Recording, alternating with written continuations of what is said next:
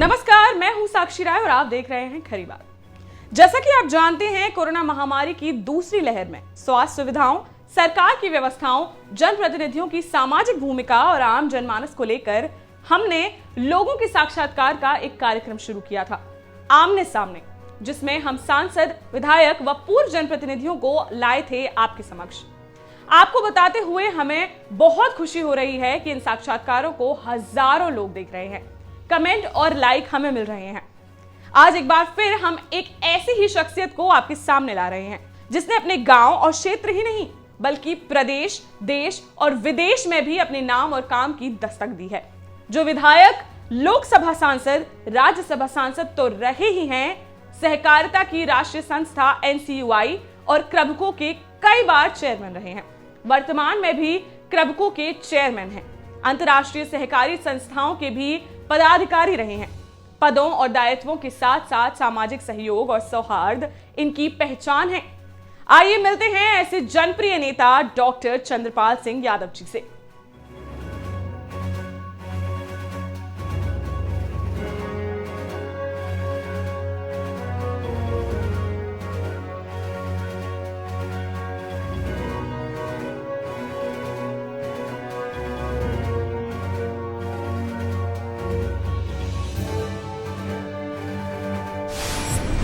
नमस्कार, मैं हूं साक्षी राय और आप देख रहे हैं खरी बात।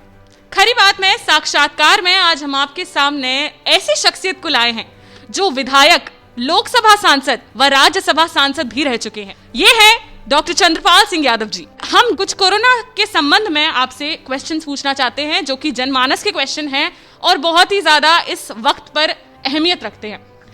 चंद्रपाल जी, पहला सवाल मेरा यह है आपसे कि जैसे हम जानते हैं कि पहली लहर जो थी वो उतनी भयावह नहीं रही, लेकिन जो दूसरी लहर थी वो इतनी ज्यादा भयावह आई कि काफी लोगों के परिवार उजड़ गए। तो इस पर आप क्या विचार रखते हैं? ये बात आपकी सही है कि पहली लहर जो थी, चूंकि ये बीमारी दूसरे देशों से आई, उस दौर में पहली लहर के समय लोगों को इस बात की जानकारी नहीं थी कि ये बीमारी कितनी भयावह है, इसकी क्या लक्षण हैं, क्या इसकी दवा है। और भारत सरकार ने एकदम जो पूरे देश में लॉकडाउन किया, उससे लोगों में और दहशत फैल गई और इस कारण से लोगों ने थोड़ा एहतियात बरता और मैं समझता हूँ कि लोग सतर्क रहे और इस सतर्कता के कारण ये ज़्यादा फैल नहीं पाया। यहाँ तक कि शहरों में इसका असर रहा लेकिन गाँव में इसका असर नहीं हो पाया।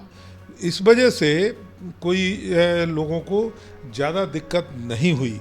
लेकिन इसके बावजूद भी जो आपने दूसरी लहर की बात की, इस पहली लहर और दूसरी लहर के बीच में सरकार के पास बहुत समय था, लेकिन ना तो केंद्र सरकार ने गंभीरता से लिया, ना प्रदेश की सरकार ने गंभीरता से लिया और सरकारों की लापरवाही के कारण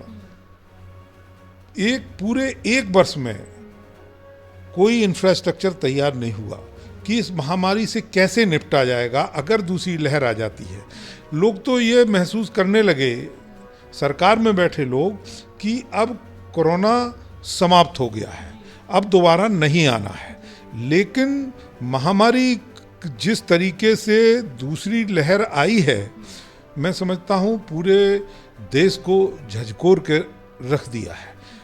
इस दौर में जिस तरीके से सरकारों ने काम किया, मैं तो झांसी के बारे में आपको बताना चाहूँगा कि झांसी में जब माननीय अखिलेश यादव जी उत्तर प्रदेश के मुख्यमंत्री थे, उन्होंने जब मेडिकल कॉलेज का दौरा किया था तो उन्होंने महसूस किया था कि यहाँ बिस्तरों की कमी है, क्योंकि यहाँ हमारा बुंदेलखंड है, दूसरा मध्य प्रदेश का लगा हुआ एरिया है। वहाँ के लोग भी झांसी मेडिकल कॉलेज से ही अपनी जो दिक्कतें होती हैं उनको दूर करते हैं। इसलिए उस दौरान 500 बेड का एक सुपर स्पेशलिटी जो है हॉस्पिटल उन्होंने दिया था और वो बिल्डिंग बन करके पूरी तरीके से तैयार, सारी चीज तैयार थी। लेकिन इस 1 वर्ष के दौरान जब हमें ज़रूरत थी, उस दौर में सरकार ने उसको कंप्लीट नहीं किया, क्योंकि पूरे बुंदेलखंड को इस बात की जानकारी है कि ये अखिलेश यादव जी ने तैयार कराया था। तो केवल विद्वेष की भावना से ये महामारी में भी राजनीति खोज कर निकाल लेते हैं। इन्होंने अखिलेश यादव जी को इसकी क्रेडिट ना मिल जाए कि महामारी के दौरान ये 500 बेड का हॉस्पिटल बहुत काम आया, इस वजह से इन लोगों ने उस काम को पूरा नहीं किया। उसमें सैकड़ों करोड़ रुपए लग गए, बिल्डिंग खड़ी है, सारी मशीनरी है, बहुत छोटी मोटी चीज़ों को कंप्लीट ना करके उस हॉस्पिटल को कंप्लीट नहीं किया और उसका खामियाजा इस बुंदेलखंड के लोगों को भुगतना पड़ा। मैं सीधा सीधा इस बात को कहना चाहता हूँ, बुंदेलखंड के लोगों को जो इससे दिक्कतें हुई, इसके लिए पूरी तरीके से सत्ता में बैठे लोग जिम्मेदार हैं। उन्होंने इसको पूरा ना करके यहाँ के लोगों को परेशानी में डाल दिया। चंद्रपाल जी, जैसे हमने देखा कि पहली जो लहर थी उसमें जो मेन दिक्कतें थी वो 2 थी। एक, प्रवासी मजदूरों जो पलायन कर रहे थे उनको उनके घर तक पहुंचाना, उनकी जांच कराना, उन्हें उपचार पहुंचाना, और दूसरा जो मरीज हैं हमारे क्षेत्र के उनको इलाज पहुंचाना, उनकी जांच कराना। पर जो हमने दूसरी लहर में देखा उसमें प्रवासी मजदूरों का इतना ज़्यादा दिक्कत सामने नहीं आई, लेकिन दिक्कत थी लोगों की जाँच कराना और उन्हें उपचार पहुँचाना। लोग मरने की कगार पे थे, तो फिर भी इतनी ज़्यादा दिक्कतें आई और लोग फिर भी वेंटिलेटर, बेड्स और दवाइयों के लिए परेशान होते हुए दिखे। तो क्या रखते हैं आप इस पर नजरिया? देखिए, हमें ये समझ में नहीं आता कि पहली लहर में भारत सरकार ने पूरे देश में लॉकडाउन किया और उन्होंने इसके पश्चात पूरे देश की जनता को ये बताने का प्रयास किया कि लॉकडाउन के अलावा कोई दूसरा रास्ता था नहीं, इसलिए हमने लॉकडाउन किया। भले ही देश का आर्थिक नुकसान हुआ, जान बची, कहते हैं जान बची तो लाखों पाए, ठीक है, लोग, सारा देश इस बात से सहमत हुआ। लेकिन वही सरकार दूसरी लहर, जो भयावह लहर थी, उस दौर में कहती है कि लॉकडाउन हमारा आखिरी अस्त्र होगा, इसके पहले लॉकडाउन होने का सवाल नहीं उठता। तो दिक्कत इस बात की है कि सरकार इस निष्कर्ष पर कभी नहीं पहुंच पाई कि इसके लिए क्या क्या उपाय किए जाने चाहिए। वैक्सीन बनी, पूरे देश के लिए वैक्सीन तैयार की। लोगों में डाउट था कि कम समय में जो वैक्सीन के लिए समय सीमा होनी चाहिए टेस्टिंग की, वो पूरी नहीं थी, लोगों में डाउट था। लेकिन उसके बावजूद भी वैक्सीन आई, तो ये सोच करके कि वैक्सीन कुछ % में तो लोगों को फ़ायदा करेगी, कम से कम महामारी से तो बचा जा सकता है, वैक्सीन लगना शुरू हुई। वैक्सीन के पर्व मनाए गए, वैक्सीन का प्रचार प्रसार किया गया। लेकिन आज आप देख रहे हैं कि वैक्सीन लोगों को उपलब्ध नहीं हो पा रही है। जिस सेंटर पे जाते हैं उस सेंटर पे वैक्सीन है नहीं, केवल बोलते हैं, बात करते हैं कि पूरे वैक्सीन लगवाओ, रजिस्ट्रेशन कराओ, ना तो रजिस्ट्रेशन की कोई सुविधा उपलब्ध है। हमारे तमाम नौजवान भाई घूम रहे हैं, उनको वैक्सीन नहीं मिल पा रही। हमारे बुजुर्ग जो है सेंटर पे जाते हैं, वैक्सीन है नहीं। वैक्सीन की कमी होने के कारण जो सेकेंड डोज का जो अंतराल था उसको बढ़ा दिया कि साहब ये इसको इतने 12 हफ्ते में लगना चाहिए, 14 हफ्ते में लगना चाहिए। तो ये सरकार की, भारत सरकार की पूरी तरीके से अव्यवस्था है और मैं कह सकता हूँ कि इस महामारी से निपटने में सरकार पूरी तरीके से विफल रही है। और आने वाले समय में भी जो समय आ रहा है, तीसरी लहर की बात की जा रही कि तीसरी लहर, अभी भी हम सरकार से कहना चाहते हैं, सरकार से अपील करना चाहते हैं कि प्रदेश की सरकार को, देश की सरकार को इसके लिए सतर्क हो जाना चाहिए और पूरी तरीके से इस बात की तैयारी होना चाहिए, इंफ्रास्ट्रक्चर तैयार होना चाहिए। नौजवान चल करके वैक्सीन लगवा सकता था, अपनी पीड़ा को बता सकता, बुजुर्ग अपनी पीड़ा को बता सकता, अस्पताल में भर्ती होकर के दवा करा सकता। लेकिन अगर हमारे छोटे बच्चे, अबोध बच्चों के ऊपर इस तरीके की महामारी अगर आई, बेचारे बोल भी नहीं पाएंगे, सही तरीके से बता भी नहीं पाएंगे, वो पूरी तरीके से अपनी बात भी नहीं कह पाएंगे। इसलिए हम चाहते हैं कि समय रहते सरकार को तमाम चीज़ों से ध्यान हटा करके इस महामारी से निपटने के लिए युद्ध स्तर पर प्रयास करने चाहिए। क्योंकि देखिए, पिछले जो दूसरी वेव जो आई है, दूसरी वेव में पूरे देश में फैलने के 3 कारण रहे, हम आपको बता दें। एक तो जो हमारा कुंभ हुआ, पूरे देश के श्रद्धालु इकट्ठे हुए एक जगह और कोई सोशल डिस्टेंसिंग नहीं, कोई मास्क नहीं, लोगों ने जिस तरीके से उस कुंभ में, हम मानते हैं, हम भी हिंदू हैं, आस्था हमारी भी आस्था है, लेकिन इस महामारी के दौर में इन चीज़ों को अवॉइड किया जा सकता था। लेकिन इसके बावजूद भी हमने जो कहा कि ये लोग इन तमाम कामों में, महामारी के बीच में भी अपनी राजनीति को जो है सुपर समझने का प्रयास करते हैं और हमेशा उसको चमकाने के लिए जो भी काम होता है वो करते हैं।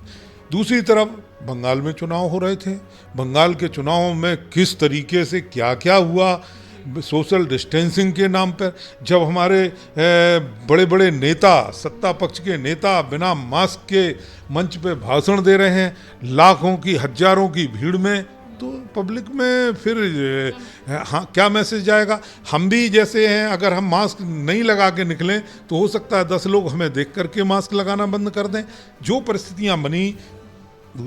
तीसरा, उत्तर प्रदेश में जो पंचायतों के चुनाव हो गए, उत्तर प्रदेश में पंचायतों के चुनाव होने के कारण ही हमारे गांव-गांव जो है महामारी फैली है।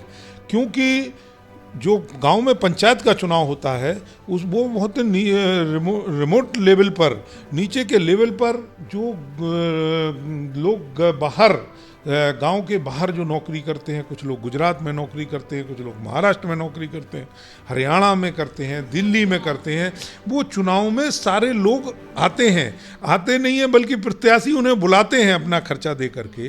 तो वहाँ से जब महाराष्ट्र में फैला हुआ है, जो बॉम्बे से आएगा संक्रमित व्यक्ति, तो एक व्यक्ति पूरे गांव को संक्रमित कर देगा, हरियाणा से आएगा वो एक व्यक्ति पूरे गांव को संक्रमित कर देगा। और दूसरा, सोशल डिस्टेंसिंग का कोई मतलब नहीं, भीड़ भाड़ इकट्ठी, लोगों से मिलना जुलना जारी। इस तरीके से जो ये 3 चीज़ें हुई हैं, बंगाल का चुनाव, महाकुंभ और हमारा पंचायत चुनाव, इन चीज़ों ने पूरे हमारे उत्तर प्रदेश को, और मैं समझता हूँ कि पूरे देश को पूरी तरीके से जो महामारी के प्रकोप में डाला है।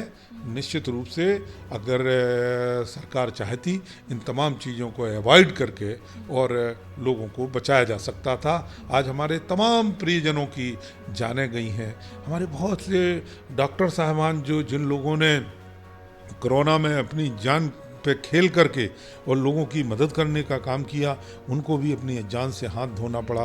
हमारा पैरामेडिकल स्टाफ है और तमाम जो साथी सहयोगी एम्बुलेंस के हैं और लोग हैं, जिन लोगों ने पूरी जीवन दांव पे लगा करके लोगों की मदद करने का काम किया। निश्चित रूप से ऐसे लोगों का सम्मान होना चाहिए और हम उनके आभारी हैं। लेकिन सरकार को जिस स्तर पर काम करना चाहिए, वो मैं समझता हूँ कि सरकार ने उस स्तर पर काम नहीं किया। इस वजह से जो है हमें इन परिस्थितियों को सामने देखना पड़ा।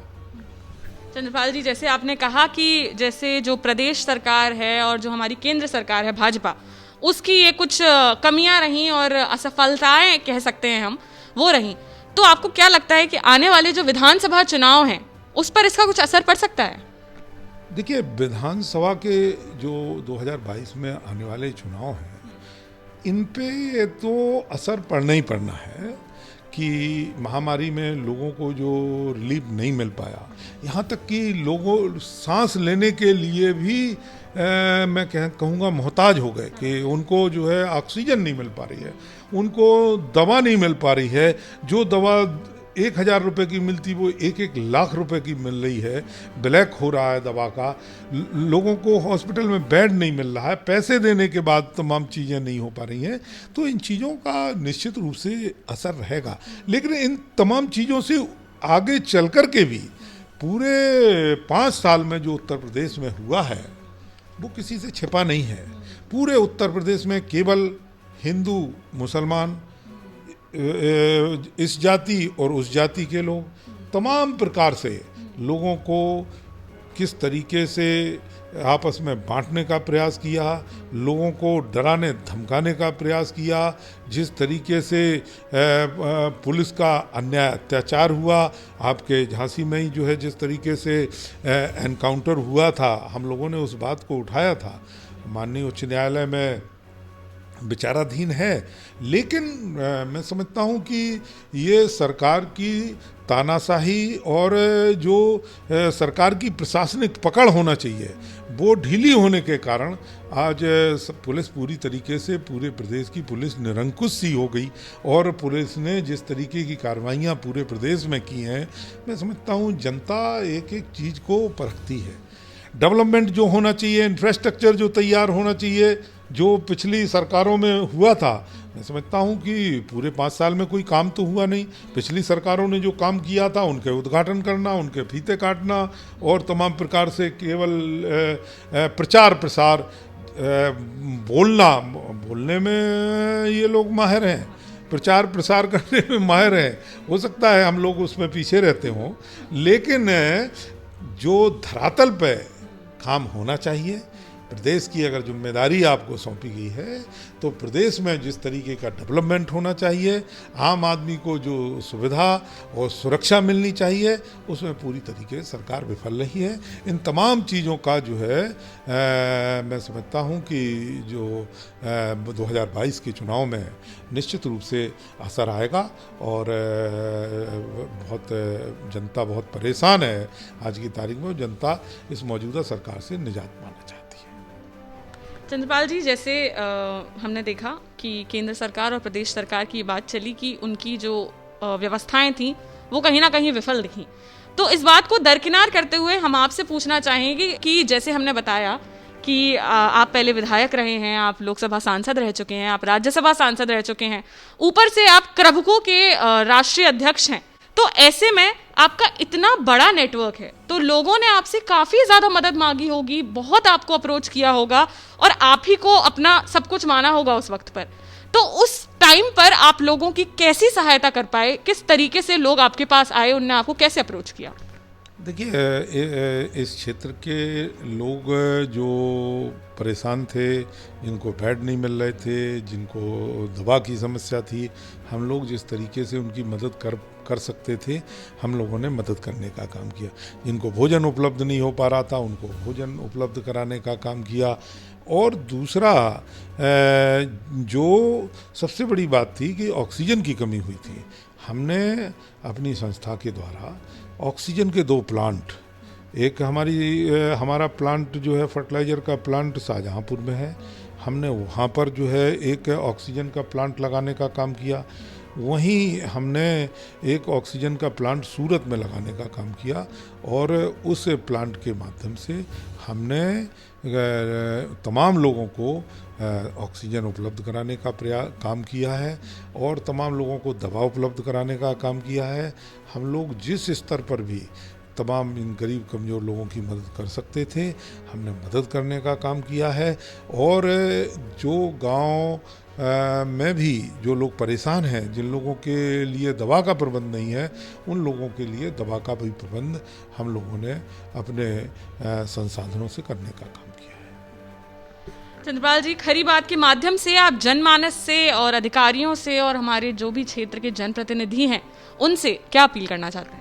देखिए, आज के मौके पे हम लोगों से यही अपील करना चाहते हैं कि कैसे महामारी से निपटने के लिए हम सरकार को अकेला दोष दें या प्रशासन को दोष दें या और लोगों को कहें, उनके लिए हमने कहा कि उनको इंफ्रास्ट्रक्चर तैयार करना चाहिए, लेकिन इन सब कामों में मदद की लोगों की आवश्यकता है। कोरोना से, इस महामारी से बचा जा सकता है अगर हम मास्क लगा करके निकलें, अगर हम सोशल डिस्टेंसिंग रखें, हम तमाम जो बड़े बड़े कार्यक्रम करते हैं उन कार्यक्रमों को हम अवॉइड करें, हम जो है भीड़ भाड़ इकट्ठी ना करें, और भी कई ऐसे चीज़ें हैं जिन चीज़ों से हम लोगों का सहयोग कर सकते हैं। जैसे तमाम हॉस्पिटल में, मेडिकल कॉलेज में जो हमारे पैरामेडिकल स्टाफ है या डॉक्टर्स हैं, उनसे झगड़े हो जाते हैं, हम लोगों को धैर्य रखना चाहिए, हम लोगों को उनकी मदद करना चाहिए, उनको सम्मान करना चाहिए, क्योंकि वो लोग भी जान पे खेल के हम लोगों की मदद कर रहे हैं। तो हम इस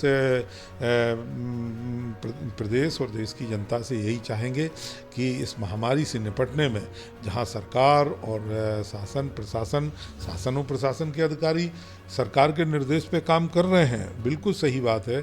मेडिकल कॉलेज में बड़ी अच्छी, झांसी मेडिकल कॉलेज में बड़ी अच्छी व्यवस्था रही, जितने लोगों की व्यवस्था रही, लेकिन उसके बावजूद भी हम आम लोगों से ये कहना चाहते हैं कि डॉक्टर्स की, प्रशासन की और सरकार की भी मदद करने के लिए, इस महामारी से निपटने के लिए सारे लोग जो है अपनी अपनी जिम्मेदारी का निर्वहन करें। हम अगर अपनी जिम्मेदारी का निर्वहन करेंगे, वैक्सीन को लगवाने के लिए भले ही सरकार उपलब्ध नहीं करा पा रही है, लेकिन फिर भी जितनी उपलब्ध है हम लोगों को आगे बढ़ कर के वैक्सीन लगवाना चाहिए, लोगों में अवेयरनेस पैदा करना चाहिए। जो वैक्सीन के लिए कंफ्यूज हैं उन लोगों को भी जो है हमें समझाना चाहिए कि वैक्सीन लगवाइए, वैक्सीन से बचा जा सकता है। दवाओं का जहां जो नकली दवाएं मिल रही हैं या ब्लैक मेलिंग हो रही है, उन सब चीज़ों में प्रशासन को सूचित करना चाहिए कि इस तरीके की कार्रवाइयाँ हो रही हैं। इन सब चीज़ों में अगर हमारे लोग सहयोग करेंगे, हमारी यही लोगों से अपील है कि इस महामारी से निपटने के लिए हम सब लोगों को मिलकर के सहयोग करना पड़ेगा। जो लोग इसके बीच राजनीति का खेल देखते हैं, उनसे भी हमारी अपील है कि ये महामारी जो है पूरे देश के लोगों को बचाने के लिए है। अगर हम लोग बचेंगे तभी राजनीति करेंगे। इसलिए इन सब चीज़ों को एक किनारे पर रख करके, राजनीति को एक किनारे पर रख करके पूरे मनोयोग से हम सब लोगों को जो है महामारी से निपटने में मिलजुल करके काम करना चाहिए। यही हमारी सब लोगों से अपील है। चंद्रपाल जी, आपने देखा होगा कि ये महामारी के वक्त ही हमारा जो चैनल है खरी बात, ये उस टाइम ही उभरा है। आपको भी काफ़ी हम लोगों ने उस टाइम पे अप्रोच किया जब हमने बीच में वीडियोस बनाना बंद कर दिया था, सिर्फ इसलिए कि लोगों के काफ़ी ज़्यादा हमारे पास भी कॉल्स आए मदद के लिए, क्योंकि हम लोग काफ़ी ग्रुप्स में एसोसिएटेड हैं। यूथ जो है हम काफ़ी ग्रुप्स में एसोसिएटेड हैं, तो हमने बहुत कोशिश की कि हमारे ज़रिए जो भी वेंटिलेटर्स, बेड्स और दवाई, जीवन रक्षक दवाइयाँ हैं वो उपलब्ध हो पाए, लोगों को प्लाज्मा उपलब्ध हो पाए। तो ऐसे में आप क्या विचार रखते हैं इस पर? देखिए, आपका जो चैनल है खरी बात, खरी बात का मतलब हम बुंदेलखंडी सब समझते हैं कि बहुत ट्रांसपेरेंट तरीके से, बिल्कुल सही बात जनता के बीच में बेबाक तरीके से आना चाहिए। वो आप ने जो स्टार्ट किया है, निश्चित रूप से बहुत मदद मिलेगी। जो लोग जो हमने जैसे कहा कालाबाजारी कर रहे हैं, या जो लोग काम करने में मक्कारी कर रहे हैं, या जो लोग जो है सही तरीके से अपनी जिम्मेदारी का निर्वहन नहीं कर रहे हैं, अगर खरी बात चैनल अगर इन तमाम चीज़ों में जिस तरीके से आगे बढ़ कर के आपने काम किया है, अगर आप काम करेंगे तो निश्चित रूप से हमें पूरा विश्वास है कि इस महामारी से निपटने में आपकी भी बहुत बड़ी महत्वपूर्ण भूमिका होगी। आज तमाम लोग बिना मास्क के घूमते हैं, अगर चैनल वालों को आपको देखेंगे ये खरी बात वाले आ रहे हैं, तो हो सकता है कि छोड़ करके या तो मास्क लगा लेंगे, नहीं तो भाग जाएंगे डर के। मतलब तमाम चीज़ें ऐसी हैं। तो हम समझते हैं कि आपकी भी बहुत बड़ी भूमिका है इसमें, और आपने जो इस दौर में, संकट के दौर में जो अपनी जिम्मेदारी का निर्वहन किया, आपके चैनल ने, आप लोगों ने, निश्चित रूप से बहुत ही सराहनीय है। हमारी शुभकामनाएं हैं कि आप इस चैनल को तो चलाइए ही, लेकिन उसके साथ साथ और जनता की जो इस महामारी के दौर में आपके द्वारा मदद हो सके आप करेंगी, तो निश्चित रूप से इस पूरे देश और प्रदेश को फायदा होगा। हम भी धन्यवाद करते हैं हमारे बुंदेलखंड के डॉक्टर चंद्रपाल सिंह यादव जी का, जिन्होंने निरंतर महामारी के दौर में भी अपनी जीवन की चिंता किए बिना लोगों के लिए हमेशा उपलब्ध रहे, चाहे रात हो चाहे दिन हो, उन्होंने कुछ नहीं देखा और वो अपनी जनता के साथ हमेशा रहे। कोरोना विषय पर हमारे चैनल खरी बात के साक्षात्कार अभियान आमने सामने में आज हमारे साथ थे पूर्व सांसद डॉक्टर चंद्रपाल सिंह यादव, जिन्होंने हमारे प्रश्नों के उत्तर दिए।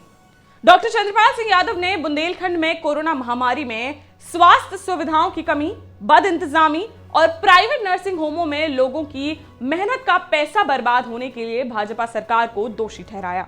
उनका आरोप है कि अखिलेश यादव की सरकार द्वारा उन लोगों के प्रस्ताव पर यह सोचकर 500 बेड का सुपर स्पेशलिटी हॉस्पिटल झांसी में खोला जा रहा था कि उससे झांसी सहित बुंदेलखंड के उत्तर प्रदेश व मध्य प्रदेश वाले हिस्से की जनता को लाभ मिलेगा। पिछले साल तक पूरी तरह बिल्डिंग तैयार होने और मशीनें आने के बावजूद योगी सरकार ने केवल कुछ कमियां पूरी ना कर उसे इसलिए चालू नहीं किया कि इसका पूरा श्रेय अखिलेश यादव और समाजवादी पार्टी को मिलेगा। सरकार की ओछी राजनीति की इसी सोच के कारण लोगों को उतनी सरकारी सुविधाएं नहीं मिली और प्राइवेट अस्पतालों में भीड़ लगी रही। कोरोना की पहली लहर उतनी भयावह नहीं थी, फिर भी सरकार ने लॉकडाउन कर दिया, जिससे लोग दहशत में आ गए। लाखों प्रवासी मजदूर अस्त व्यस्त हो गए। 1 वर्ष का समय था, फिर भी सरकार ने कोरोना की दूसरी लहर के बचाव के लिए कोई तैयारी नहीं की। यहां तक कि धार्मिक व राजनीतिक गतिविधियों को बढ़ावा दिया। सरकार में जिम्मेदार पदों पर बैठे लोग बिना मास्क पहने हजारों लाखों लोगों के बीच व बिना दूरी के चुनावी सभाएं करते रहे, जिससे गलत संदेश गया और आम जन ने भी लापरवाही बरती। कुंभ में लाखों की भीड़ देखी गई। पंचायत चुनाव से कोरोना गांव तक जा पहुंचा और जब स्थिति भयावह होने लगी तब भी लॉकडाउन नहीं किया गया। वो कहते हैं यही वो सरकार है जिसने नाम मात्र के केस आने पर लॉकडाउन को बहुत जरूरी बताया था, और यही सरकार अब इतनी भयावह स्थिति में लॉकडाउन को सबसे अंतिम विकल्प बता रही है। उनका कहना है कि वैक्सीन का प्रचार किया गया, समारोह किए गए, पर जब लोग वैक्सीन लगवाने पहुंच रहे थे तो वैक्सीन ही नहीं थी, ना रजिस्ट्रेशन हो रहे थे। वैक्सीन की कमी के कारण ही दूसरे डोज देने में निर्धारित दिनों का अंतराल बढ़ा दिया गया। पूर्व सांसद का आरोप है कि भाजपा सरकार में कोई विकास के कार्य नहीं हुए। पिछली सरकार के कामों को अपना बताकर उद्घाटन हो रहे हैं। प्रचार प्रसार और आंकड़ों का खेल हो रहा है। प्रदेश को धर्म और जाति में उलझाकर वोटों की राजनीति को प्राथमिकता दी जा रही है। पुलिस का अन्याय और तानाशाही का जोर है। आम आदमी बहुत दुखी और परेशान है। उन्होंने दावा किया कि उनके लोगों ने परेशान लोगों की मदद की है। सहकारी संस्था क्रबको द्वारा शाहजहांपुर और सूरत में ऑक्सीजन प्लांट लगाकर ऑक्सीजन उपलब्ध कराई गई। उन्होंने डॉक्टर, स्वास्थ्य कर्मियों द्वारा अपना जीवन दांव पर लगाकर किए जा रहे मरीजों की सेवा कार्य की सराहना की तथा लोगों से अपील की कि सरकार को दोष देने से काम नहीं चलेगा। हम सब की जिम्मेदारी है कि मास्क पहनें, दूरी बनाए रखें, बड़े कार्यक्रम ना करें, भीड़ से बचें, स्वास्थ्य कर्मियों व प्रशासन की मदद करें, वैक्सीन जरूर लगवाएं, लोगों में फैले भ्रम को दूर करें, जिससे कोरोना की तीसरी संभावित लहर से बचा जा सके। उन्होंने कहा यदि तीसरी लहर में बच्चे प्रभावित हुए तो स्थिति बहुत भयावह होगी, क्योंकि अबोध बच्चे बद इंतजामी और अव्यवस्था के बीच कैसे कोरोना का सामना कर पाएंगे। उन्होंने कोरोना महामारी के दौर में भी राजनीति से बाज नहीं आने वालों को चेताया कि जब वह और अन्य लोग जीवित ही नहीं होंगे तो राजनीति कैसे करेंगे। आज का साक्षात्कार आपको कैसा लगा, हमें लाइक व कमेंट करके जरूर बताएं। हम फिर हाजिर होंगे ऐसे ही किसी बड़ी शख्सियत के साथ उनका साक्षात्कार लेकर। अगर आप चाहते हैं कि हमारी वीडियोस आपको तुरंत मिलें तो नीचे दिए गए लाल रंग के सब्सक्राइब बटन को दबाकर बेल आइकॉन को भी दबाएं। देखते रहिए खरी बात साक्षी मीरा राय के साथ।